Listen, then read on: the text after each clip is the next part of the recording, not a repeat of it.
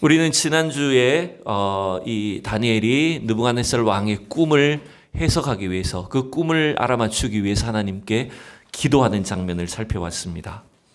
다니엘의 기도는 물론 자신의 목숨이 달린 일이었기 때문에 하나님 앞에 기도할 수밖에 없었죠.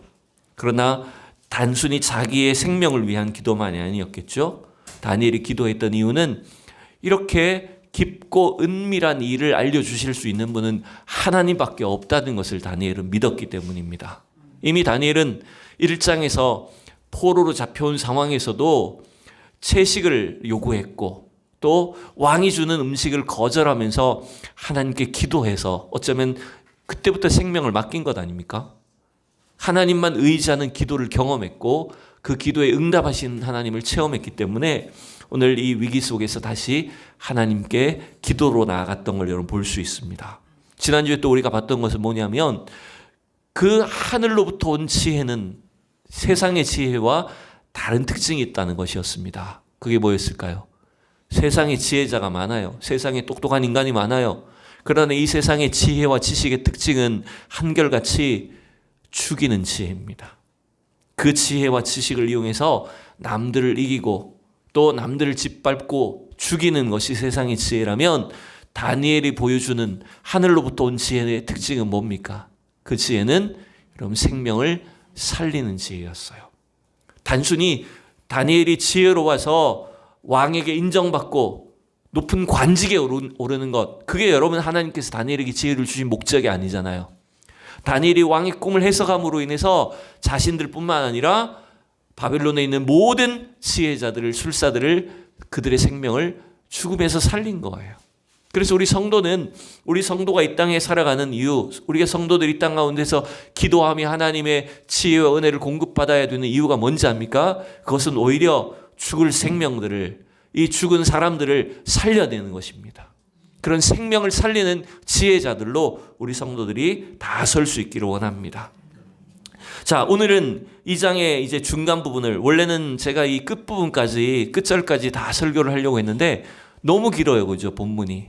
그래서 오늘 느부갓네살 왕의 꿈의 내용에 대해서는 다음에 살펴보기로 하고, 그 앞에 이제 이 다니엘이 하나님 주시는 그 꿈에 대한 해석을 가지고 왕에게 나아가는 장면, 여기에서 어떻게 다니엘이 지금 어떤 태도를 취하는가, 어떤 신앙의 자세를 취하는가라고 하는 것들을 잠깐 살펴보기를 원합니다. 여러분 한번 생각해 보세요. 바벨론의 모든 지혜자들, 박사들, 술사들이 아무도 왕의 꿈을 맞추지도 못하고 그 해석을 하지도 못하는데 만약 나만 알았다, 나만 그 꿈을 깨달았다, 다니엘이 지금 그렇잖아요. 그러면 우리 입장에서는 어떻게 했을까요? 어떻게 하면 좋을까요? 나만 그 꿈을 알았다.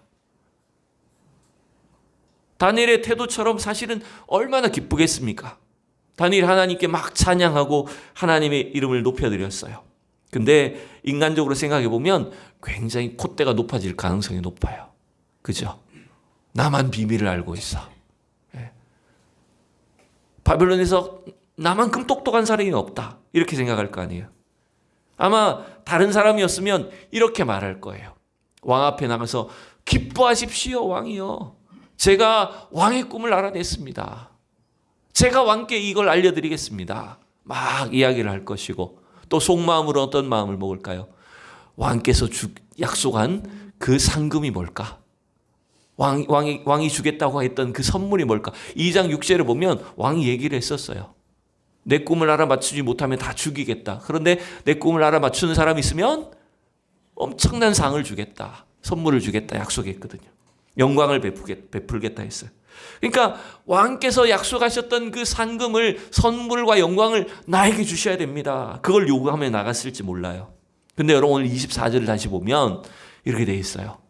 이에 다니엘은 왕이 바벨론 지혜자들을 죽이라 명령한 아리옥에게로 가서 그에게 이같이 이르되, 뭘 요구해요? 뭘 먼저 이야기합니까?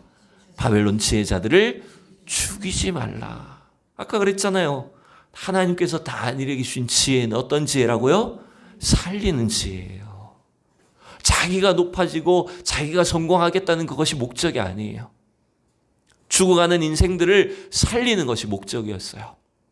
그 선한 마음이 있었기 때문에 하나님께서는 다니엘에게 그런 지혜와 능력을 주셨을 거예요.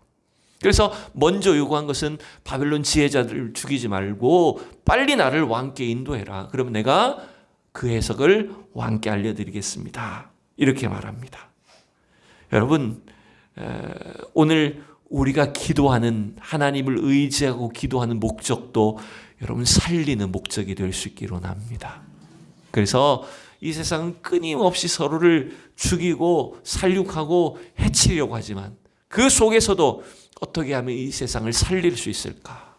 하나님의 지혜로 인생들을 살아나게 할까? 여러분, 이 목적을 가지고 기도하며 하나님의 지혜를 공급받는 우리 모두가 되기를 바랍니다.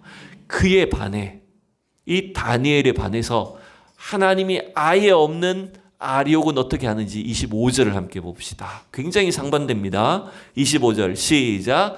이에 아리옥이 다니엘을 데리고 급히 왕 앞에 들어가서 아뢰되 내가 사로잡혀온 유다 자손 중에서 한 사람을 찾아내었나이다. 그가 그 해석을 왕께 알려드리리다 하니라. 자, 보세요. 아리옥은 원래 왕의 명령을 받아서 이 바벨론의 지혜자들을 다 죽이려고 하던 사람 아닙니까? 이 사람은 그냥 왕이 시키는 대로 죽이면 끝이에요. 원래 죽이려고 하다가 다니엘 때문에 잠시 멈추었던 것뿐입니다. 근데 다니엘이 그 꿈을 알고 이제 왕께 아뢰겠다고 하니까 들어가서 제일 처음에 꺼낸 말이 뭐예요? 아력이 왕에게 어떤 말을 제일 먼저 꺼냅니까? 내가 한 사람 찾았습니다. 이게 뭐예요? 마치 자기가, 아리옥 자기가 지금 왕의 대단한, 왕이 지금 이 번민하고 있으니까 그 꿈에 해석할 사람을 내가 찾아왔습니다. 여러분, 이 말을 한 아리옥의 말의 이면에는 어쩌면 아까 제가 설명드렸듯이 2장 6절에 나왔던 왕이 약속한 그 상금과 선물과 왕의 영광을 받을 사람이 누구라는 거예요? 접니다. 제가 받을 사람입니다. 이걸 자랑하는 것 같아요. 사실은 자기는 아무것도 한 것도 없는데 그냥 다니엘을 왕에게 소개해 주는 것밖에 없는데도 불구하고 자기가 찾았다고 얘기합니다. 여러분, 이게 인간 심보가 이런 거예요. 여러분, 우리가 잘 아는 그 옛날 우화가 하나 있어요. 어린아이들이 보는 그 동화 같은 책에. 어느 연못에 개구리가 살고 있어요. 개구리들이 막 살고 있는데 개구리 중에 하나가 늘 연못에 찾아오는 그 학이나 두루미들을 보면서 부러운 마음이 드는 거예요. 와, 쟤들 어떻게 저렇게 하늘 높이 날아다닐까? 나도 한번 날아봤으면 좋겠다. 그래서 이 개구리가 용기 있게 어느 날 두루미한테 찾아간 겁니다. 두루미한테 부탁을 해요. 날 한 번만 날게 해주라. 내가 하늘 한 번만 날게 해주라. 잡아먹힐 걸 두려워하면서 나간 거죠. 그럼 어떻게 날 건데? 라고 하니까 이 학이, 이 두루미가 이 곰곰이 생각을 하다가 그러면 내가 짝대기를 하나 입에다 물 테니까 너도 그러면 그 반대쪽 끝에 물어라. 이렇게 해가지고 이 두루미가 이 개구리를 입에 물고 짝대기에 연결해갖고 입에 물고 하늘을 날기 시작한 겁니다. 연못 위를 쫙 날아다니니까 밑에 있던 개구리들 어떨까요? 우와, 멋있다. 영웅이 나타났다. 우리 개구리 중에 영웅이 나타났다. 누가 저렇게 천재적인 생각을 했지? 누가 저런 아이디어를 냈지? 그 소리를 듣고 있던 개구리가 날면서 어떻게 했을까요? 뭐라고 말했을까요? 입이 근질근질해서 내가 생각했지 라고 입을 벌리는 순간 어떻게 됐을까요?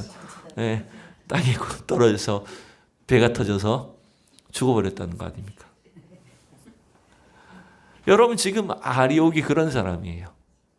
자기가 한 일 사실 아무것도 없는데 왕 앞에 내가 했습니다 라고 자기를 자랑하고 나타내려고 하다가 결국 아리옥은 다니엘서 이제 이후로 그의 이름이 등장할까요? 등장하지 않을까요? 등장하지 않습니다. 네. 여러분, 이거 참 우리가 주의해야 될 것이에요. 내가 나를 나타내려고 하면 여러분 그거 결코 오래가지 못합니다. 다니엘은 자신의 출세와 성공의 기회를 철저히 하나님께 영광을 돌리는 것으로 사용합니다. 여러분, 그게 지금 다니엘의 목적이에요. 왕 앞에 나아간 이유가 뭐냐면 단순히 꿈을 해석해 줌으로 인해서 왕의 신임을 얻고 자기가 출세하고 성공하는 것이 목적이 아니었어요.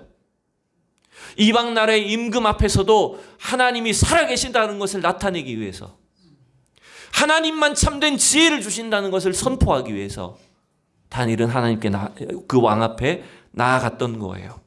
여러분, 우리가 지금도 하나님을 인정하지 않는 세상 속에, 하나님이 없는 이 악한 시대 속에 왜 살아가야 됩니까? 왜 이 믿지 않는 세상 사람들 속에 우리가 믿음을 갖고 나아가야 됩니까? 그것은 바로 하나님의 살아계심을, 하나님의 능력과 주권과 지혜를 여러분 이 세상 가운데 우리 믿음의 성도들이 드러내고 선포할 줄 아셔야 됩니다. 하나님 그런 자들을 사용하시는 것입니다. 그래서 하나님은 다니엘을 그 바벨론부터 페르시아 제국에 이를 때까지 그를 하나님의 일꾼으로 사용해 주셨던 거예요. 자, 그러면 이 느부갓네살 왕 앞에서 다니엘이 어떻게 하는지를 좀 더 자세히 살펴봅니다. 여러분 26절 말씀을 봅시다. 26절 시작. 왕이 대답하여 벨드살 이름한 다니엘에게 이르되 내가 꾼 꿈과 그 해석을 내가 능히 내게 알게 하겠느냐 하니, 여러분 왕의 지금 관심사는 뭐예요? 오로지 네, 자기 꿈을 맞출 수 있는 것, 자기가 그렇게 괴롭게 지금 기억하는 그 꿈에 대한 해석이 뭔가라고 하는 것, 여기에만 관심이 있어요. 지금 아리옥이 무슨 말을 하던 지금 자기 앞에 와 있는 다니엘이 키가 얼마나 큰지 잘생겼는지 이런 거 별로 중요하지 않아요. 오로지 자신의 꿈을 맞출 수 있는가, 그 해석에만 관심이 있어요. 그래서 다니엘에게 단도직입적으로 자기의 관심사를 물어봅니다. 내가 얻은 꿈과 그 해석을 네가 능히 알겠느냐? 지금 왕은 다니엘이 할 수 있을 거라고 생각할까요? 미심쩍은 마음일까요? 예, 별로 신뢰는 하지 못할 거예요. 별로 확신이 없이 물어봐요. 근데 여러분, 다니엘이 어떻게 대답할까요? 우리 같으면 어떻게 대답할까요? 내가 이미 답을 알고 있는데, 제가 알아맞힐 수 있습니다. 내가 할 수 있습니다. 어쩌면 나의 능력을 나타내기가 쉬워요. 근데 여러분, 다니엘 어떻게 하는지 보셔야 돼요. 27절 보세요. 다니엘이 왕 앞에 대답하여 이르되 왕의 물으신 바 은밀한 것은 지혜자나 술객이나 박수나 점쟁이가 능히 왕께 보일 수 없으되, 이미 이 바벨론 왕 느부갓네살 왕의 꿈을 아무도 알아맞추지 못했던 그 술사들의 말처럼, 지혜자들의 말처럼 어떤 사람도, 바벨론에 있던 어떤 신들도 그 왕의 감추어진 꿈을, 은밀한 것들을 맞출 수 있는 사람은 없습니다 라고 하는 것들을 인정했었어요. 앞에서 다니엘도 마찬가지입니다. 이 바벨론에 있는 어떤 술객이나 박수도, 점쟁이도, 어떤 신들도 왕의 꿈을 맞출 수 없습니다. 그러면 다니엘이 이야기하는 건 누구일까요? 28절 보면 누구만 맞출 수 있습니까? 오직 은밀한 것을 나타내실 이는 하늘에 계신 하나님이십니다. 여러분, 오늘 이 28절, 29절, 30절에서 다니엘이 차례대로 설명하는, 차례대로 높이고 있는 대상이 누군지를 여러분 주목하셨으면 좋겠어요. 자, 우리 같으면 아까 아리옥처럼 나만 그 비밀을 알고 있고 나만 꿈을 해석할 수 있는 능력이 있다면 내가 맞출 수 있습니다, 저에게 그런 능력이 있습니다 라고 여러분 자랑하지 않겠어요? 그죠? 근데 항상 보면 그때 실수가 많이 나오더라고요. 예. 제가 우리 대전 노회 처음 와서 온 지 몇 년 안 됐을 때 어느 날 노회를 참석했었어요.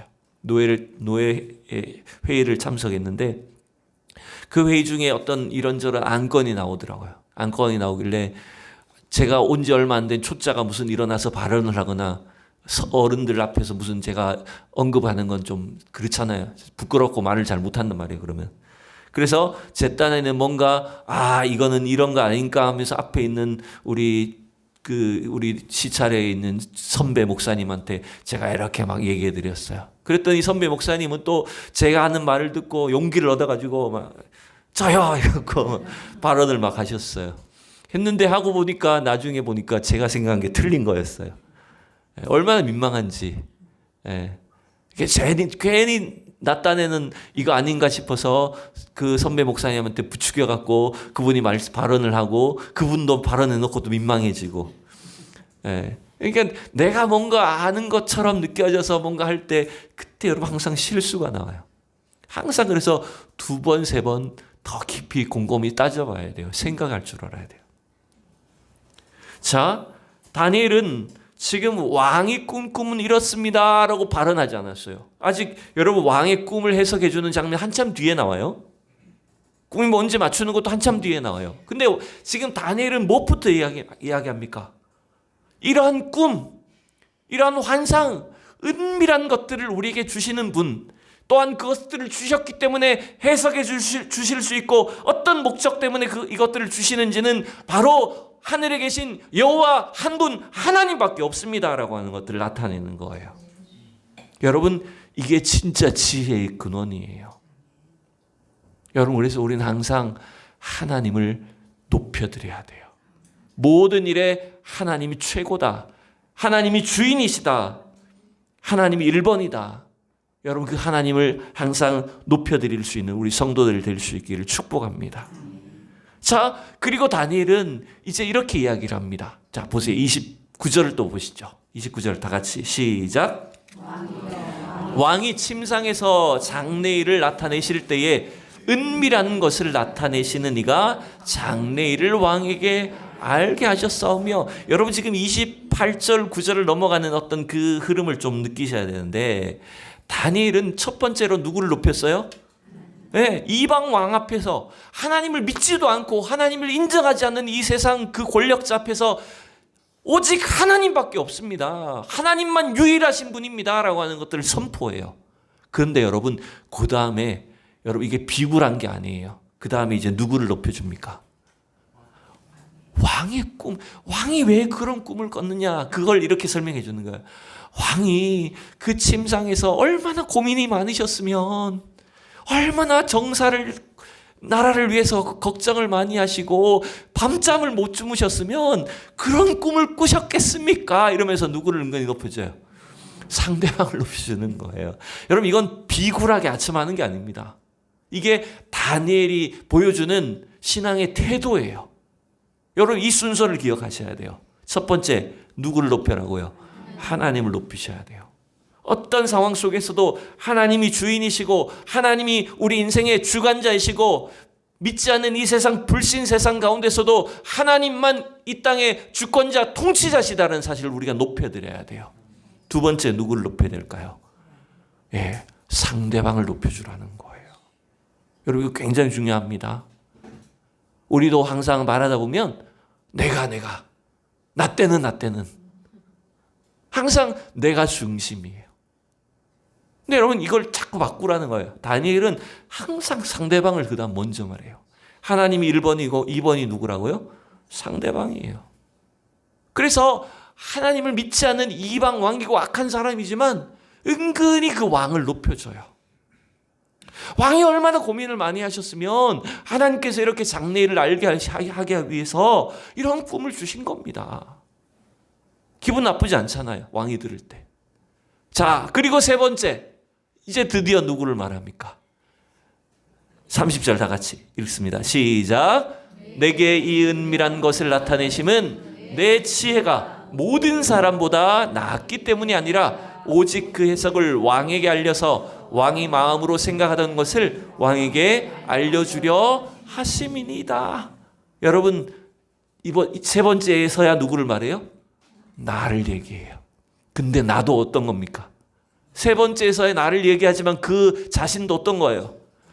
내가 이 지혜자들보다 나아서 그런 게 아닙니다. 저는 철저히 부족한 사람입니다. 그런데 다만 하나님이 나를 통해서 왕께 그 비밀을, 은밀한 것을 알게 하시도록 하기 위해서 저에게 이것을 알려주신 것뿐입니다 라고 자기를 나타내지만 어떤 거예요? 결국에는 자기 자신을 끝까지 낮추는 거예요. 여러분, 이게 다니엘이 지금 사람들을 대하는 이방 민족들 가운데서도 하나님을 나타내는 다니엘의 신앙적인 태도라는 거예요. 제가 주일날 예수 그리스도 안에 있는 기쁨에 대해서 이렇게 설명드렸어요. 이 기쁨이라고 하는 영어 단어를 여러분 Jesus overflows you, 이게 무슨 말입니까? 예수님이 여러분 안에 흘러 넘치게 하라는 거예요. 여러분 그게 기쁨입니다. 예수님이 나의 주인이시고 예수님이 내 인생의 주관자이십니다. 그 왕 대신 주님으로 인해서 여러분의 심령이, 여러분의 마음이, 성품이 날마다 흘러 넘치셔야 돼요. 그게 참된 기쁨입니다. 그래서 자연스럽게 이 세상 사람들이 그 우리 안에 흘러 넘치는 예수님을 발견하게 될 수 있기를 축복합니다. 네, 오늘은 이 조이를 조금 다르게, 이건 이제 조이 선교회라고 하는 그 선교 단체에서 설명하는 방식이에요. 우리 청년들은 아셔요. 이 조이라는 단어를 이렇게 설명합니다. 첫 번째는 뭐냐면 Jesus first예요. Jesus first가 뭡니까? 영어를 써서 죄송해요. 예수님이 첫 번째라는 거예요. 다니엘이 어떻게 했었어요? 다니엘이 지금 느부갓네살 왕 앞에서 그 왕의 꿈을 자기만 해석할 수 있지만 이게 누가 주신 거라고 말해요? 네, 오직 여호와 하나님이 주신 겁니다. 여러분 이 땅에 왕으로 오신 예수님이 여러분 우리의 인생의 주인이시고 우리 결정의 1번지가 되셔야 됩니다. 여러분 이게 참된 기쁨의 근원이에요. 예수님이 첫 번째예요. 두 번째, O는 뭘까요? Others, second, 죄송합니다. first가 아니라 second입니다. 이거 잘못 적었어요. 첫 번째는 예수님이라면 두 번째는 누굴까요? Others가 누구냐면 내가 아닌 다른 사람들이에요. 다른 사람들을 두 번째로 높여주라는 거예요. 다니엘이 어떻게 했어요? 느부갓네살 왕을, 그 악한 왕이지만 어떻게 합니까? 그 왕을 은근히 높여줍니다. 여러분 잘 보이기 위해서 그런 게 아니에요. 그게 다니엘의 기본적인 태도예요. 그리고 세 번째는 뭘까요? Y는 yourself last입니다. 너 자신은 어디라고요? 제일 마지막에. 여러분 이게 겸손이에요. 여러분 겸손은 권력자 앞에서 비굴하라는 말이 아닙니다. 여러분 불의하고 악한 세상 사람들 많아요. 그들 앞에 우리가 비굴하게 굽신굽신하는 게 겸손이 아닙니다. 여러분 겸손은 오히려 나보다 위대하신 분이 계심을 항상 인정하는 겁니다. 그 하나님 앞에 자기 자신을 낮출 줄 알고, 비록 여러분 이 세상 하나님을 알지 못하는 세상 사람들이지만 나는 부족한 종인데 하나님께서 이 땅에 나를 보내셔서 이 세상을 섬기도록 주의 일을 하도록 우리를 불러주셨음을 기억하고 자기를 낮추는 그런 겸손이 필요한 거예요. 여러분 그때 하나님은 이 다니엘처럼 우리를 사용해 주시는 겁니다. 미국에 이 유명한 발명가이고 정치인이고 과학자이기도 한 사람이었던 인물이 있습니다. 이 사람은 벤자민 프랭클린이라는 사람입니다. 미국 달러에 대통령이 아닌 유일하게 두 사람이 이 지폐에 얼굴이 올라가 있는데 그 중에 한 사람이 $100짜리 지폐에 이름이 들어간 사람이 바로 벤자민 프랭클린입니다. 이 사람은 굉장히 실용적인 사람이었어요. 머리가 천재적인 인물이었어요. 그래서 우리가 지금 오늘 사용하는 필회침 있잖아요. 필회침 이 사람이 개발한 겁니다. 또 우리가 알게 모르게 우리 주변에서 사용하는, 제가 기억하기로 가로등, 그것도 벤자민 프랭클린이 처음 만드는 걸 기억하고요. 제가 몇 년 전에 서울에서 사용하던 그 다이어리 책 이름조차 프랭클린 다이어리였어요. 왜냐하면 이 벤자민 프랭클린이 얼마나 하루를 알차게 살았는지 그 사람의 생애를 따라서 다이어리를 만든 거예요. 그게 프랭클린 다이어리였어요. 그 정도로 이 사람은 정치인이기도 했고 과학자이기도 했고 발명가이기도 했어요. 엄청 유명한 사람이에요. 근데 이 벤자민 프랭클린이 어느 날 시골에 살다가 자기가 이제 도시로 가야 되겠다. 이제 자기가 도시로 가서 뭔가 좀 내가 유명한 사람이 되어봐야 되겠다라고 마음을 먹었대요. 그래서 다니던 교회 목사님한테 인사를 하러 갔대요. 목사님, 이제 제가 도시로 가겠습니다. 인사를 하러 가니까 목사님이 똘똘하게 그냥 보내주더라는 거예요. 시골에서 도시 간다니까 싫었나 보죠. 근데 이 벤자민 프랭클린이 인사를 하고 이제 교회 문을 나가는데 키가 컸던가 봐요. 키가 너무 커가지고 교회 문에 나가다 그냥 머리를 쿵 박아버렸대요. 머리를 쿵 받으니까 그제서야 목사님이 부르더라는 게 이리 오라고. 2가지만 명령할게. 어딜 가든지 항상 겸손해라. 네가 교만하면 이렇게 망한다. 교만하면 어떻게 된다고요? 하늘에서 뚝 떨어진다. 어디 가든지 너 항상 겸손해라. 그리고 어떤 실패하는 일이거나 반대하는 일이 생기면 항상 하나님의 뜻이 있을 거라는 걸 믿어라. 이 2가지 교훈을 줍니다. 그래서 이게 이 벤자민 프랭클린의 평생의 좌우명이었대요. 나는 어디 가든지 겸손해야 된다. 그리고 어떤 어려운 일을 만나도 거기에 하나님의 뜻이 있을 거라는 걸 내가 믿고 내가 겸손히 하나님 뜻에 순종하겠다. 이게 벤자민 프랭클린이 성공할 수 있었던 비결이었다는 거예요. 여러분, 오늘 다니엘이 지금 꿈을 해석하는 그 엄청난 능력, 또 지혜, 특권을 가졌지만 그가 하나님 앞에 어떻게 했었어요? 첫 번째, 누굴 높이라고요? 하나님을 높이셔야 돼요. 2번째, 다른 사람들을 높일 줄 아셔야 돼요. 그리고 맨 마지막에 자기 자신을 둘 줄 아셔야 됩니다. 그런 참된 지혜와 겸손이 여러분 우리 성도들을, 우리 교회를 이 시대에도 참 하나님의 그런 도구로 사용하실 수 있기를 진심으로 축원합니다.